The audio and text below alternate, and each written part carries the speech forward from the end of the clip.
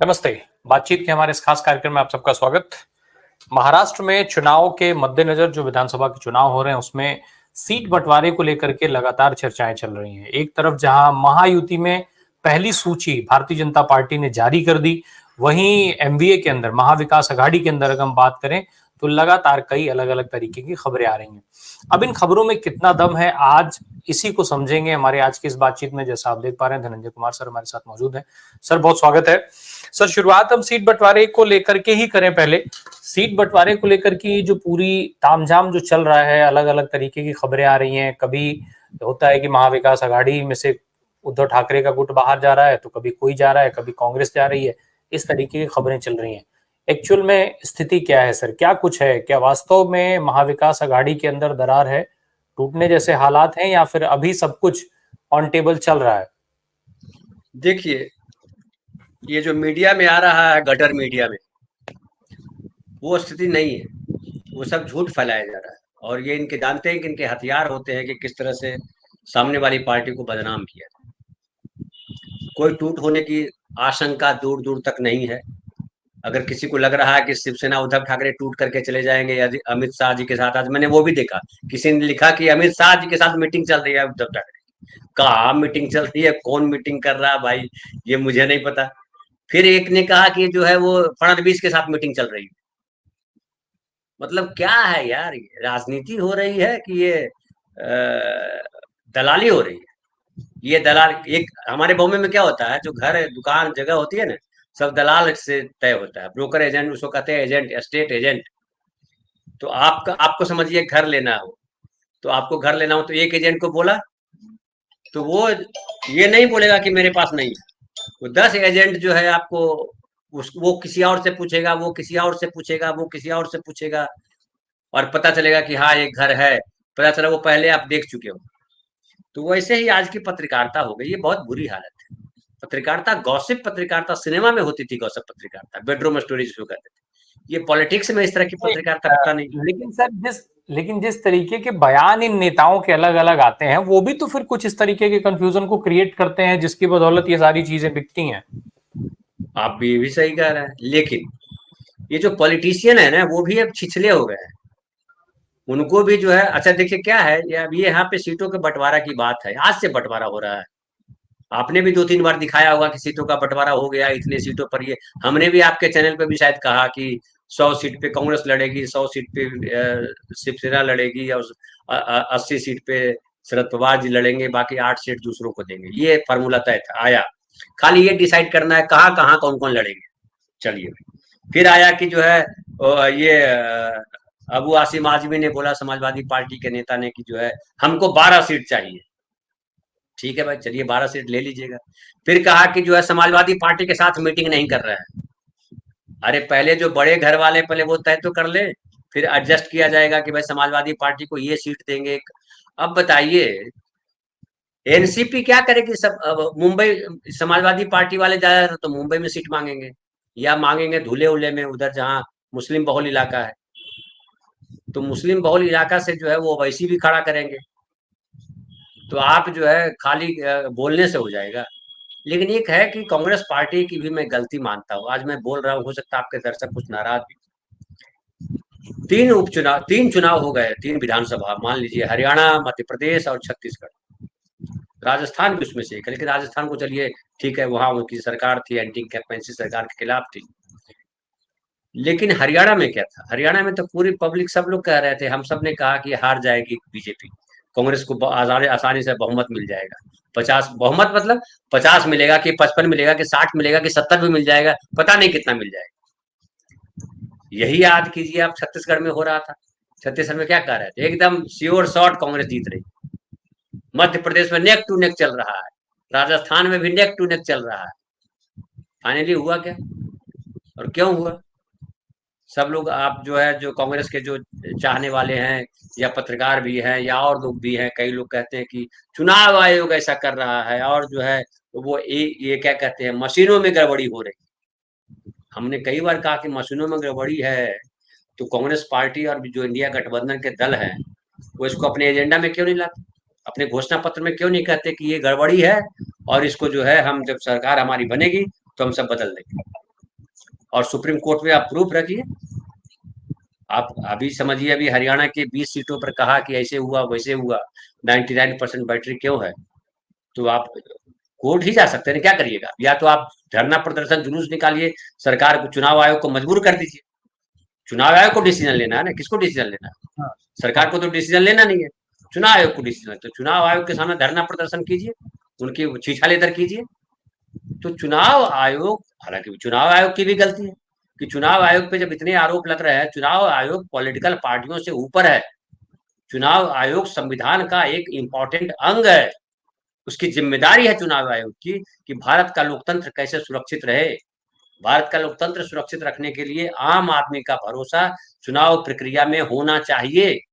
ये संविधान के जो अनुच्छेद, जिसको आर्टिकल कहते हैं, आर्टिकल 324 में ये लिखा हुआ है सब, कि चुनाव आयोग की भूमिका है कि चुनाव प्रक्रिया इतना ट्रांसपेरेंट हो, इतना विश्वासी हो कि हर आदमी को विश्वास हो, हर नागरिक को विश्वास हो कि हम जो वोट दे रहे हैं वो सही व्यक्ति को जा रहा है, जिसको हम देना चाहते हैं उसी के यहाँ जा रहा है। मैं आपको एक और सवाल उठाता हूँ जो आमतौर पर लोग सवाल उठाते नहीं। आप सुनते होंगे कि 60% से 70% के बीच में वोट पड़ते हैं, 65% वोट पड़ा, 67% वोट पड़ा। अगर 70% वोट पड़ता है तो 30% तो वोट नहीं डालते हैं लोग। तो 30% लोग वोट क्यों नहीं डालते हैं? क्या चुनाव आयोग ने कभी इस बात पे चर्चा की? कभी सुना आपने कहीं कि चुनाव आयोग कह रहा है कि भाई ये 30% कौन है जो वोट नहीं देते? कभी सुना? मैंने नहीं कभी सुना। चुनाव आयोग ये कह देता किसी नेता से, किसी अभिनेता से, किसी से, सेलिब्रिटी से कहवा देता आप वोट जरूर जरूर डालने आइए, और उससे काम खत्म हो गया, पूरा हो गया। अरे वोट क्यों नहीं डालने आ रहा है ये तो पूछो, क्यों नहीं डाल रहा है वोट? 33%, 1/3 लोग इस देश के नागरिक वोट नहीं डालते। क्यों नहीं डालते? ये चर्चा का विषय तो संसद में भी होना चाहिए था कि 1/3 वोट क्यों नहीं डालते हैं लोग। कभी सुनी आपने चर्चा? कभी चैनल पे डिबेट हुआ इस बात पे कि 1/30 हिस्सा, 3 हिस्सा जो है वो क्यों वोट नहीं डालता? 67%, 95% वोट क्यों नहीं होता? बोलेंगे पहले भी ऐसा होता था। अरे पहले तो, आज तो साक्षर हो गए, वोट की महिमा समझ में आई लोगों को। चुनाव आयोग की जवाब दीजिए, चुनाव आयोग की जिम्मेदारी है कि ज्यादा से ज्यादा लोग वोट करें, इस चुनावी प्रक्रिया में भाग ले। नहीं करता है। अब जो सवाल उठता है कि जो राजनीतिक पार्टियां, क्या बीजेपी को हराने के लिए कांग्रेस पार्टी लड़ रही है? आप खुश हो सकते हैं कि भाई देखिए हमारे 11% वोट तो बढ़ गए हरियाणा में। 11% वोट बढ़ गए, वो घट भी सकते हैं। जब आदमी को लग जाए कि इसको वोट देने का कोई फायदा नहीं है, तो जो 67% वोट हो रहा हो पोल हुआ है वो 47% हो सकता है। और 47% वोट अगर पोल हुआ तो आप कहाँ रहोगे? जो हताशा आ रही है आम नागरिकों में, इसकी कल्पना कीजिए। आम नागरिक हताश है। आम नागरिक को लग रहा है कि या तो हैक हो रहा है, या हम तो वोट देते हैं कांग्रेस को। लेकिन जब कांग्रेस पार्टी भी नहीं उठाती है, जिस दिन ये आदमी को लगा कि नहीं हमको वोट देना नहीं है, उस दिन क्या होगा? 47% अगर वोट पोल होगा तब क्या करिएगा आप? इसलिए हम कई बार, हमको अब लगता है, लगने लगा है कि कांग्रेस पार्टी के भीतर ढेर सारे ऐसे सेल हैं जो बीजेपी के लिए पेरोल पे काम करते हैं, जो नहीं चाहते। अभी महाराष्ट्र में अभी अनाउंस हो गया, अभी क्यों सीटों का बंटवारा नहीं किया आपने? क्या किसका मुंह देख रहे थे? आपको पता नहीं था कि यहाँ चुनाव की घोषणा कब होने वाली है? 26 तारीख को, 26 नवंबर को महाराष्ट्र विधानसभा का कार्यकाल खत्म हो रहा है। तो आपको पता था ना कि 26 के पहले चुनाव हो जाएगा। तो 26 के पहले चुनाव हो जाएगा, तो आपने जो है क्यों, आपने तय, ठीक है अनाउंस मत कीजिए कि कौन कैंडिडेट होगा। आप तो नेता बैठकर तय कर चुके होते कि भैया आप इसी सीट पे लड़ेंगे, आप इसी सीट पे लड़ेंगे, हम इस पे लड़ेंगे। बाकी ये लोग जो है उनका भी वोट हम बटने नहीं देंगे, सबको कुछ ना कुछ हिस्सा देंगे। हरियाणा में आपका अनुभव रहा कि आपने कहा नहीं हम ही करेंगे, सब करेंगे, इतना अभिमान है। तो उसका परिणाम ये होने वाला है कि जनता, अगर आम आदमी निराश हो गया तो फिर बहुत मुश्किल हो जाएगा। जी सर, दो दो अलग अलग हिस्से और हैं जिनको हम लोग समझना चाहते हैं। एक बात लगातार हो रही है शिवसेना की तरफ से चर्चा, अमरावती और रामटेक की सीट को लेकर के। वो ये कह रहे हैं कि हमने ये 6 टर्म की जीती हुई सीट जो है कांग्रेस को दे दिया लोकसभा चुनाव में। अब विदर्भ में वो 3 सीटों की मांग कर रहे हैं कम से कम। तो अगर स्थिति ऐसी है और जीत के लिए, जैसा आप कह रहे हैं कि अगर भाजपा से लड़ना है तो थोड़े बहुत सेक्रीफाइसेस कर लेने में क्या नुकसान है? चाहे वो कांग्रेस हो, चाहे शिवसेना हो, चाहे एनसीपी हो, तो सेक्रीफाइसेस करने से क्या नुकसान है? क्या विदर्भ की सियासत कांग्रेस के लिए इतनी जरूरी क्यों है कि वो 3 सीटें नहीं दे सकते हैं शिवसेना को। नहीं, मैं इसको ऐसा नहीं देखता हूँ। राजनीति दया हम्म, पे नहीं चलती है, राजनीति त्याग पे नहीं हाँ, चलती है। जो भी ये जो चुनावी राजनीति होती है ना, वो त्याग पे नहीं चलती। हम्म, ठीक है, आप नेता बन गए और आप त्याग करते हैं कि हम गाड़ी पे नहीं चलेंगे, हम गहना जेवर नहीं पहन के चलेंगे, हम भ्रष्टाचार नहीं हम्म, करेंगे, हम लोगों की सेवा करेंगे, वो अच्छी बात है। लेकिन पॉलिटिकल पार्टी जब चलती है, वो त्याग पे नहीं चलती, वो धरातल पे चलती है। पॉलिटिकल पार्टी की धरातल क्या होती है कि भाई पिछले जो चुनाव हुए हैं उसमें किसको कितने वोट मिले, यही आधार बनेगा कि किस पार्टी का बहुल है, किसका संगठन मजबूत है। यही ना, ये कुछ आधार बनेगा ना। चुनावों में सीटों का बंटवारा कैसे करेंगे आप? मतलब आंख मूंद कर डब्बा रखते हैं और डब्बे में जो है पर्ची लगी हुई है, ये कांग्रेस, आप निकालो, एक आप निकालो, एक मैं निकालू, ऐसे होता है क्या चुनाव सीट का बंटवारा? कि तीनों पार्टी के नेता बैठ गए, डिब्बा में रखा हुआ है सारा सीट। अब बोले हाँ जी, शिवसेना उद्धव ठाकरे जी आप एक सीट निकालिए। आ गया रामटेक, आ गया, चलिए मैं रामटेक पे लड़ूंगा। कांग्रेस, हाँ मुंबई उत्तर आ गया, मुंबई उत्तर पे, ऐसा होता है? ऐसा तो नहीं होता होगा ना। आपका आधार वहां क्या है? पहले जब आप चुनाव लड़े तो कितने वोट आए? पहले अगर समझिए आपकी जमानत जब्त हो गई और पिछले चुनाव में अभी कहेंगे कि हम जीत लेंगे, तो जीत लेंगे आप? गलत है ना दावेदारी। तो उसका कोई फार्मूला होता होगा ना, कोई साइंटिफिक फार्मूला होगा ना। हाँ, कुछ सीटों पर हो सकता है कि भैया अलग अलग लड़े थे तो आपको भी देखिए 25% वोट आए थे, हमको भी 24% वोट आए थे, या हमको 26% वोट आए थे। तो उसमें होगा कि भैया एक काम करिए, वो वाला सीट बहस चल रही है ना, उस पर आप ले लीजिए, ये हमको दे दीजिए, हमारी वजह ये है रहने की। बैठ करके बात होगी ना, प्रेस में भाषण देने से थोड़े होगा। तो मुझे लगता है नेताओं की अपनी गड़बड़ी है, और हर पार्टी चाहती है कि ज्यादा से ज्यादा सीटें हम ले। लेकिन सबसे बड़ा सवाल अभी देश के सामने कि जो आप देख रहे हैं बाईपोलर हो रहा है हर जगह चुनाव। तीन ध्रुव, चार ध्रुव नहीं बन रहा है, दो ध्रुवीय चुनाव हो रहा है। और दो ध्रुवीय चुनाव क्या हो रहा है? कांग्रेस इंडिया गठबंधन versus NDA, Congress versus BJP. तो जब ऐसा चुनाव हो रहा है, तो आप ये समझिए कि जनता कह रही है कि भैया इसको हटाओ, कांग्रेस हो चाहे फलाना हो, चाहे ये नहीं चाहिए हमको, जो जनता ये कह रही है। जी, तो जनता ये जब कह रही है, तो आप सब बैठ करके तय कर लो, अभी बाद में सीटें बांट लेना, अभी तो हम्म, हराओ उसको मिल करके। जनता ये कह रही है। बिल्कुल। एक नाम जो एक एक तो ये सीट समझ में आई, दूसरा जो अखिलेश यादव को लेकर के हम लोग बात कर रहे हैं, अखिलेश यादव की जो जिस तरीके से खबर आ रही है, अखिलेश यादव एक तरफ 12 सीटों की मांग कर रहे हैं, दूसरी तरफ वो एक के बाद एक अपने उम्मीदवार भी घोषित करते चले जा रहे हैं। हालांकि पिछले चुनाव की बात अगर की जाए तो भाई उनके 2 विधायक थे, बाकी सीटों पर उनकी क्या स्थिति रही थी, 5 सीटों पे 7 सीटों पे शायद लड़े थे वो, क्या स्थिति रही थी ये सबने देखा था। इसके बावजूद भी वो इस तरीके से क्यों कर रहे हैं, लगातार बिना तय किए ही अपने सीटों पे अनाउंसमेंट करते जा रहे हैं वो। उसकी दो वजह, एक वजह तो पहले मैंने बता दी कि भाई कांग्रेस पार्टी क्यों डिले कर रही है, गठबंधन क्यों डिले कर रहा है। हाँ, और अगर वो हाँ, पार्टनर है, इंडिया गठबंधन के पार्टनर है, तो उनको क्यों नहीं बुला रहा है कि भैया आप भी आओ बैठो। अब बुलाना पड़े, अब बोलोगे आप तो छोटे हो, 2 सीट वाले हो, आपको बुला के क्या करेंगे, तो गलत बात है ना। जब इंडिया गठबंधन के पार्ट जो भी पार्टियां यहाँ पे हैं, हम तो कहें कि आपको इंडिया गठबंधन के तमाम नेताओं को बुला करके डिस्कस करना चाहिए कि भाई आप कैसे सपोर्ट करिए। और आप उन तमाम मंचों पर जो है उनको सबको बुलाइए, बात करिए अलग अलग तरीके से। जो जो बिहारी बहुल इलाका है, जो उत्तर प्रदेश बहुल इलाका है, जो साउथ इंडिया, जो कर्नाटक बहुल इलाका है, जो तमिलनाडु बहुल इलाका है, वहां वहां के नेताओं को उतारिए, उससे बेनिफिट मिलेगा। आप वो नहीं कर रहे हैं। अब समाजवादी पार्टी जो कर रही है, गलती तो उधर भी है। समाजवादी पार्टी 12 सीटें कहां से जीत लेगी? अब तक कितने सीटें, मैक्सिमम कितनी सीटें जीती आप? और किसके बल पर जीतना चाह रहे हैं? मुसलमान के बल पे? खाली मुस्लिम वोट से जीत जाओगे आप? समाजवादी पार्टी को, अबू आसिम आजमी यहाँ के अध्यक्ष है, वो समाजवादी पार्टी जैसे पॉकेट संस्था वहां है उनकी, अखिलेश यादव की वजह से यहाँ अभी अबू आसिम आजमी। तो अगर आपको 12 सीटों पर, तो प्रेशर टैक्टिस है, इसको बैठ के हम्म। सॉर्ट आउट किया जा सकता है कि भैया पहले कहाँ कहाँ लड़े, जरा बताइए कितने कितने परसेंट वोट आए। नहीं समझिए तो अगर ये जो कहीं, पेरोल वाले नेता हैं, ये जो पेरोल वाले नेता हैं भाजपा के पेरोल वाले, क्या उनकी बदौलत ये सारी चीजें चल रही हैं कि ना शिवसेना से फाइनल होने दे रहे हैं, ना अखिलेश यादव से फाइनल होने दे रहे हैं। एग्जैक्टली, आप देख लीजिए ना कि यहाँ पे अब हरियाणा में क्या कहा जा रहा है कि दीपक बावरिया को उनको बनाया गया था मेन प्रभारी, बीमार पड़ गए, वो हॉस्पिटल चले गए, उनकी जगह पर किसी की नियुक्ति नहीं हुई। क्यों नियुक्ति नहीं हुई भाई? क्यों नियुक्ति नहीं हुई? कोई सरकारी ये है क्या, नौकरी है क्या कि भैया वो नियुक्ति करने के लिए फिर से वैकेंसी निकालनी पड़ेगी, वैकेंसी में लोग एप्लीकेशन भेजेंगे, एप्लीकेशन भेज करके फिर जो है उसकी छटनी होगी, फिर एग्जाम लेंगे, रिटन टेस्ट, फिर वाइवा होगा, फिर उसमें ऐसा है क्या? कौन तय करता है ये? कांग्रेस पार्टी में कौन है जो तय करता है? अरे अध्यक्ष बैठेंगे, सोनिया गांधी जी बैठेंगी, राहुल गांधी जी बैठ जाओ, प्रियंका गांधी जी बैठ जाओ, वेणुगोपाल जी बैठ जाओ, अरे 5 लोग बैठ जाओ, आप ही लोग करते हो ना तय, कौन करेगा? हम धनंजय कुमार थोड़े करता है। आप बैठ जाओ और यहाँ के 3 नेताओं को बुला लो, जो महाराष्ट्र के 3 नेता हैं, 3 ही तो नेता है तुम्हारे, तीनों 3 गुट है, उनको बुलाओ, बोलो बताओ क्या करना है? ये कोई नहीं, बड़ा महान काम है? वहां तो ये अजय माकन महान, ने ये देखिए, जिम्मेदारी नहीं नहीं, एक संभाल मिनट ली थी सुनिए, ना।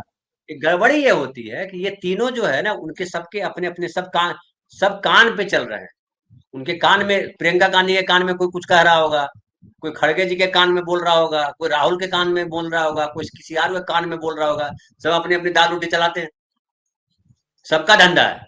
और गुजरात में आप याद कीजिए, अहमद पटेल के बारे में क्या नहीं लोगों ने बोला कि अहमद पटेल ने किस तरह से हाँ, कांग्रेस को खत्म किया गुजरात में। बिहार में किस तरह बिल्कुल। से कांग्रेस को खत्म किया गया, कौन नहीं जानता है। उत्तर प्रदेश में कैसे खत्म किया गया।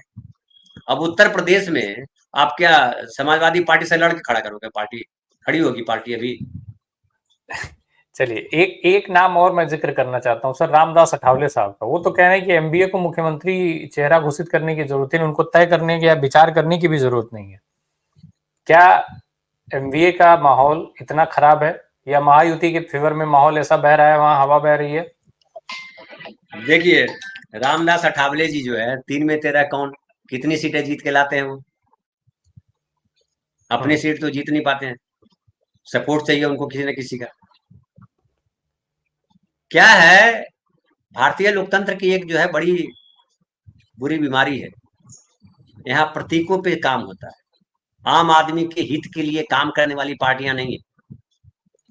सब सारी जातियों के ठेकेदार हैं इस देश में। ये फलाना जाति का ठेकेदार है, ये फलाना, जैसे हिंदुओं के ठेकेदार कौन बोलता है? बोला बीजेपी हिंदुओं का ठेकेदार पार्टी है।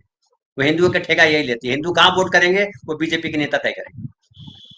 मुसलमान कहाँ वोट करेंगे तो वो ओवैसी साहब तय करेंगे, या जो है लालू यादव तय करेंगे, या फिर जो है अखिलेश यादव तय करेंगे। सवर्ण कहाँ वोट देंगे तो ये फलाना जी तय करेंगे। वो कुर्मी कहाँ वोट करेंगे तो फलाना जी तय करेंगे। यादव जी कहाँ वोट करेंगे, ढेकाना जी तय करेंगे। सारी वोटों के, निषाद जी कहाँ वोट करेंगे, राजभर जी कहाँ वोट करेंगे, सब ये तय करेंगे। हम्म। पटेल कहाँ वोट करेंगे वो तय करेंगे। ये अजीब सर, विडंबना है हमारे समाज में, और चलिए इससे एक देश को निकलना पड़ेगा। तो ये जो चलते जो चलते। स्लीपिंग सेल है ना, अब तो हम तो हाँ, ये भी आपको बता दें, आप जानते भी होंगे कि कई नेता है, जो छोटे छोटे नेता है, वो टिकट बेचते हैं। समझिए, उनके नाम से 5 टिकट आ गया। मान लिया, एक अब तो एग्जाम्पल दे रहा हूँ, ये आरोप एग्जैक्टली मत ये लीजिए। आरोप तो सर बड़े बड़े नेताओं पे भी लगते हैं, नहीं, और बड़े, ये वही आरोप तो तो। खेल है। अब मुझे एक बता रहा था, छत्तीसगढ़ का नेता, छत्तीसगढ़ का एक कांग्रेस का वो भी नेता है, लेकिन छोटा नेता है। वो हम्म, बता रहा था हम्म, कि भैया कैसे हारे, हमको 3 दिन पहले बता दिया था कि भैया हार जाएगा। हमने कहा यार अभी सब मत बोलो, जो हारने वाला हो। और उसने बताया था 38 या 35 सीट आएगी भाई साहब, इससे ज्यादा आएगी नहीं। सीट भी बता दिया हम्म, था उसने। अब सोचिए कि उसके जो अभी नहीं, किसी और समय के उसके जो समझिए कि ये जो है क्या कहते हैं उसको, ये जो प्रभारी होते हैं, अब बताओ वो टिकट बेचेंगे। अब जो है ये जो छोटी छोटी पार्टियां होती है, हमको 5 टिकट चाहिए, 5 टिकट में 2 अपने रिश्तेदार को दे देंगे, 3 बेच देंगे। ये तो रिकॉर्ड है। एक तो अपना बेटा को दे देंगे, एक अपने दामाद को दे देंगे, और ये खुद लड़ेंगे। 3 टिकट हो गया। अब बाकी 3 टिकट और लिया, 3 बेच देंगे, जो ज्यादा पैसा देगा उसको दे देंगे। यही तो धंधा चलिए, है। मुझे सर एक चीज चलते चलते अंत में बता दीजिए कि ये जो देरी है, या चाहे विवाद की खबरें जिस तरीके से फैलाई जा रही हैं या आ रही हो, सच जो भी हो, लेकिन जो ये देरी है, उस देरी का चुनाव पर कितना असर होगा? हरियाणा अभी झेल करके आए हैं, क्या हरियाणा जैसे हालात फिर बनाए जा रहे हैं? देखिए, आम आदमी तो चाहता है कि भैया इनसे मुक्ति मिले। आम वोटर जो है वो हम्म, चाहता है इनसे मुक्ति मिले। अब सवाल है कि क्या कांग्रेस पार्टी चाहती है? शरद पवार भी चाहते हैं मुक्ति मिले, उद्धव ठाकरे भी चाहते हैं मुक्ति मिले। क्या कांग्रेस पार्टी चाहती है मुक्ति मिले? क्या समाजवादी पार्टी चाहती है मुक्ति मिले? सवाल ये है। और यहाँ पे थोड़ा थोड़ा सा लगता है, आम आदमी को भरोसा होता है कि शरद पवार पूरे जोर शोर से लगे हुए हैं। अब कल को उनकी पार्टी फिर टूट जाए तो क्या कर पता। उद्धव ठाकरे लगे हुए, फिर उनकी पार्टी टूट जाए तो क्या पता कौन बिक जाएगा, कौन किसका ब्लूप्रिंट उनके पास रखा हुआ है, काला चिट्ठा किसको पता है, किसको पकड़ के बंद कर देंगे, किसको पकड़ के क्या कर देंगे, कोई ठिकाना है। यहाँ तो ठीक है। बिकाऊ लोगों की भीड़ है। यहाँ तो सब खाली बकरा और मुर्गा थोड़े बिकता है, खाली मछली थोड़े बिकती है। यहाँ तो आदमी भी बिकता है, और बड़े बड़े नेता बिक जाते हैं। पैसा दीजिए उधर चले जाएंगे, पैसा नहीं दे रहे हैं तो आप दिखा दीजिए कि ये देखिए ठाकुर साहब आपके खिलाफ तो जो है ये इतना जांच है, तो जेल चाहिएगा क्या? बोला नहीं सर जेल नहीं जाना, तो आज इधर आ जाइए, इधर कुर्सी पे बैठ जाइए, नंबर में काउंट हो जाइए आप। ये तो देश आपका चल रहा है, कुछ छुपा हुआ है। राम प्रकाश जी, इस देश के नागरिकों को सोचना है कि हमको कैसा देश चाहिए। नेताओं के भरोसे अब देश नहीं बनने वाला, नेताओं के भरोसे ये देश गटर हो गया है। आम आदमी को तय करना है कि हमको कैसा देश चाहिए, हमको स्कूल वाला देश चाहिए या हमको दलालों वाला देश चाहिए। दलालों वाला देश चाहिए तो कीर्तन करो। अभी देखिए ना सुप्रीम कोर्ट के चीफ जस्टिस ने क्या कहा कल, कि राम मंदिर जो विवाद था, राम जन्मभूमि बाबरी विवाद, हम लोग परेशान थे, कोई हल नहीं सूझ रहा था। फिर ईश्वर की शरण में गए, ईश्वर से कहा प्रभु आप ही रास्ता दिखाओ, और प्रभु ने रास्ता दिखाया। अब बताइए, अब प्रभु जज साहब को रास्ता, संविधान रास्ता नहीं दिखा रहा है, कोर्ट इतने सारे नियम कायदा कानून है वो रास्ता नहीं दिखा रहा है, अभी ईश्वर रास्ता दिखा रहे हैं, तो फिर जज साहब के यहाँ जाने की क्या जरूरत है, जब ठीक जज है, साहब वो भी वाइट ईश्वर से रास्ता वाइट देख रहे फ्लैग हैं। कराई जा रही है। अब इससे इससे वाइट फ्लैग इससे कराई जा रही है। विडंबनापूर्ण बयान क्या हो सकता है, जिस देश में न्यायपालिका का हेड कह रहा हो कि ईश्वर ने रास्ता दिखाया, उस देश की न्यायपालिका पे क्या बोलिएगा बताइए ना। फिर तो डॉक्टर साहब के यहाँ भी जाइए, तो डॉक्टर साहब बोले, डॉक्टर साहब देखिए ना हमको भूख नहीं लग रही है, इधर दर्द कर रहा, बोला ईश्वर की कृपा होगी तो हो जाएगा सब ठीक। तो फिर वो एक ईश्वर की कृपा देते थे ना, कौन थे, एक बाबा बड़ा चर्चित निर्मल थे, बाबा। झारखंड के थे, निर्मल बाबा ना। निर्मल बाबा। हाँ, वो सब बोलते थे वहां समोसा खा लो प्रभु की कृपा होगी। फिर तो उसी को प्रधानमंत्री बना दो यार, उसी को चीफ ठीक जस्टिस है। ऑफ इंडिया बना दो, उसी को जो है यहाँ का हेल्थ ऑफिसर बना दो, वो प्रभु की कृपा हो जाएगी सब पे। कैसा देश बना बिल्कुल। रहे हो भाई। अभी क्या पता क्या, अब ज्यादातर आप देखिए टीवी पे जो आपका प्रोग्राम आता है गटर चैनल पे, भगवान शिव की 16 बार जल चढ़ाने से बच्चा पास हो जाएगा मैट्रिक, नौकरी लग जाएगी, और नौकरी जब वही लग जाएगी तो पढ़ाई करने की जरूरत है। निश्चित ये तौर पे बड़ी ये तनाव, ये अभी। आम नागरिकों को समझना है कैसा देश हम बना रहे हम्म, हैं जी। लेकिन क्या जनता करिएगा, के आम कंधों नागरिक तो पर सब जो है माथे पे कलश, सबकी बेटियां माथे पे कलश लेके दौड़ रही है। हमारे जनता के गांव में कंधों देखिए ना, हम पर अपने बड़ी गांव में देखते हैं जिम्मेदारी सब है। माथे पे कलश लेके दौड़ रही है सबकी बेटियां, बताओ। जनता के कंधों पर बड़ी जिम्मेदारी है। संविधान में अपने जो अधिकार हैं उन अधिकारों का इस्तेमाल कैसे करना है, कर पाना है कि नहीं पाना है, बंदिशों में उन अधिकारों को लेकर के आपको कुढ़ना है या फिर आजादी से उनका इस्तेमाल करना है, ये सारी जिम्मेदारियां अब जनता के कंधों पर घूम फिर करके आ गई हैं। जनता सियासी का दलों देश से है ये। रखने वाली उम्मीदों को छोड़ दीजिए। सियासी दलों से जो भी उम्मीद है उनको छोड़िए, अपना रास्ता खुद बनाइए। बात मुझे लगता है सर, नहीं, धनंजय सर भी यही आप जो है नेताओं को ठोक पीट के ठीक करिए ना, कि नेताजी फालतू बात कर रहा है नहीं सुनेंगे आपको। आप बोलिए चलिए ठीक है। कितना कॉलेज बनेगा, कितना स्कूल बनेगा, हमारे बच्चे को नौकरी कैसे मिलेगी। हाँ, अच्छा बता, नहीं एक इस और पर। बात करूं, एक और हाँ। बात करूं। देखिए डिग्री तो दे देते हैं सब, यूनिवर्सिटी, हम्म, सरकार की यूनिवर्सिटी डिग्री दे, कौन यूनिवर्सिटी दे रहा है डिग्री, कौन दे रहा है। आपने अगर पीएचडी की है तो पीएचडी की डिग्री किसने दी। लेकिन पीएचडी की डिग्री पाया हुआ आदमी अगर मैट्रिक पास लड़कों के लिए जो एलिजिबिलिटी होना चाहिए, उसको जो वो जो एग्जाम है, वो जो नौकरी के लिए वैकेंसी है, वो अगर पास नहीं कर पा रहा है, तो दोष किसका है।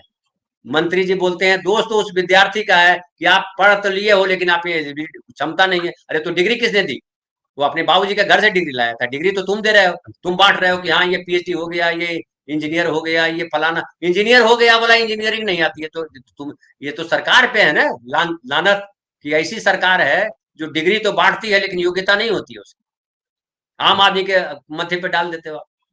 जी, बहुत बहुत ठीक है, धन्यवाद। बहुत बहुत धन्यवाद। बहुत बहुत धन्यवाद धनंजय सर हमसे बात करने के लिए। और चूंकि महाराष्ट्र में इलेक्शंस हैं तो हम लोग आपको थोड़ा और ज्यादा परेशान करते रहेंगे, समय समय पर हम लोग वैसे भी आपसे बहुत समय लेते हैं, अब थोड़ा और ज्यादा लेंगे। Thank you so much sir. Thank you, thank you.